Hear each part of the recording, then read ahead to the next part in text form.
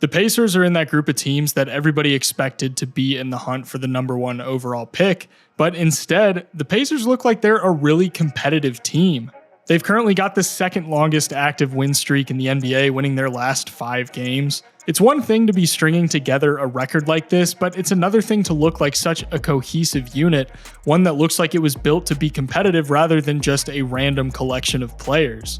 The numbers back this up. The Pacers have the 7th best offensive rating in the NBA and the 10th best net rating in the NBA. They're tied for the 5th best record in the league at the time of this recording, with a record of 10-6. A lot of NBA talking heads have been clamoring for Indiana to part ways with Myles Turner and move Buddy Hield for more draft capital or young talent, but it doesn't really seem like Indiana is going to be moving away from their tradition of perpetually making a playoff push, especially if they keep up what they're doing right now. One of the biggest reasons they've been able to compete at such a high level despite the lack of a clear-cut superstar is because of how well this team is constructed and how well everybody fits together. And while the Pacers' offense is a little bit simpler than some of the offensive schemes that we see teams work with nowadays, that doesn't mean it's not great at generating points. I want to talk about Myles Turner and Buddy Hield real quick because they're obviously the guys that are being mentioned right now as potential trade candidates. Hield is, of course, one of the best shooters in the entire league. He's one of only 5 players shooting 38% from 3 on more than 8 attempts per night. When you pair that shooting with a point guard like Tyrese Haliburton, it's easy to understand where his value lies in the context of this team. Haliburton is a great driver, and his driving ability is responsible for generating tons of open opportunities on the perimeter. The way the Pacers set this play up, they load up the defense on the right side and they space out to the arc, which leaves the interior wide open, and RJ Barrett is on the left side as the lone help defender. Now what this means is that when he drives, RJ is going to be forced to come over and tag him, which leaves Buddy Hield wide open in the corner to knock down the shot. Here it's actually going to be Hield driving initially, and notice that the defense is going to collapse into the paint before he kicks it out, and you're going to see that this actually sets up what happens next. Haliburton gets the ball and he's going to attack the paint, which collapses the defense even further, but now with Hield having relocated to the top of the key, it leaves an open pass for a wide open shot. This 2-man game is enough to generate a good chunk of offense, but when you throw Myles Turner into the fold with those two, it's going to add an additional layer to their offense and take everything to a new level. His screening does a lot of legwork to open things up for them. Tyrese comes and gets this handoff, and Hield is going to make a pretty subtle flare over to the right side wing, with Turner setting the screen for Haliburton to get it to Hield for the wide open shot. Now on this play, they don't get the points if it isn't for the work that Turner puts in to get things set up in the first place. He sets this first screen for Hield, followed by another screen for Haliburton for the two to get into the pick and roll. Now Turner's drive is going to force Martin to slide over and tag him, but what this does is leave Hield completely unguarded for the easy catch and shoot 3. Now, for me to say that all Turner does on the offensive end for Indiana is screening would be a pretty gross mischaracterization of all that he does to help them rack up points. Turner's having what I'd consider the best season of his career so far. 17.5 points, 8.5 rebounds, 3 blocks, 66% true shooting, and he's shooting 36.4% from 3 on 3 attempts a night. When you consider some of the trade packages they've been offered for Turner, no wonder he's been around for so long and Indiana has consistently turned down these trade packages. Especially now, why would you trade a guy with this level of production for players that don't even remotely stack up to what he offers and picks that you have no idea if they'll even culminate into anything meaningful? The floor spacing ability is obviously the part of Turner's game that everyone seems to bring up when discussing his value, but honestly, as an interior threat, that value is almost as important as the three-point shooting. Him and Haliburton get into this pick and roll, but instead of feeding Turner on the roll, Haliburton's going to swing it out to Smith. But since the Rockets initially hedged the screen, Smith sends the entry pass to Turner for him to get into a baby hook before the defense is really even able to make a meaningful recovery.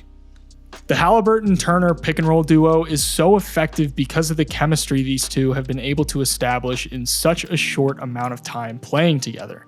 Haliburton is fantastic at baiting in the pick and roll, staying patient when the defense is zeroing in on him before getting it to Turner in a spot where he can get ahead of steam going airborne for the slam.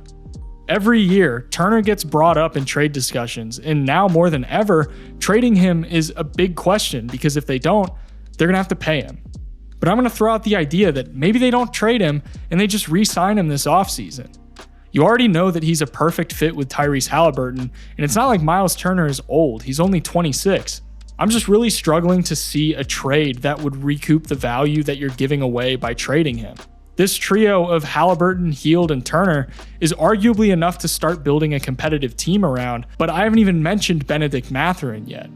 Real quick guys, I want to thank the sponsor of today's video, Underdog Fantasy. With Underdog's NBA Pick'em, they make it super simple to win big. They've got individual player props to pick from for every single NBA game. All you have to do is pick higher or lower, and once you have your slip, make your wager and submit. You can make wagers for as low as $1 and win anywhere from 3 times your money all the way up to 20 times your money. And now with Pick'em Insurance, you can still win money even if one of your picks doesn't hit. Sign up using code AlexHoops with the link in the description today, and they'll match your first deposit up to $100. Be sure to play responsibly, and thanks again to Underdog for sponsoring today's video. Now, in my opinion, and some people may disagree, and that's fine, Mathurin is the clear Rookie of the Year. He's putting up 19.1 points a night on 60.5% true shooting, including a scorching hot 42% from 3. He's been the most efficient rookie on that level of volume so far. The offensive versatility that he has makes him a really difficult matchup out of the guard spot. He's 6'6", he can jump out of the gym, he has a quick first step, he can shoot, he can finish, he can handle the ball. There's just not really a ton that he can't do when it comes to putting the ball in the basket. One of the biggest tools at his disposal is how good he is at scoring out of the triple threat position. Like I said, he can score from beyond the arc or at the rim, so the defense is constantly on their toes when he's deciding what to do and how he wants to go about scoring. His ability to finish through contact is another area of his game that serves as a testament to how incredible of a scorer he is. He's fearless going up against bigger defenders, and he has the touch to get the shots to fall through contact.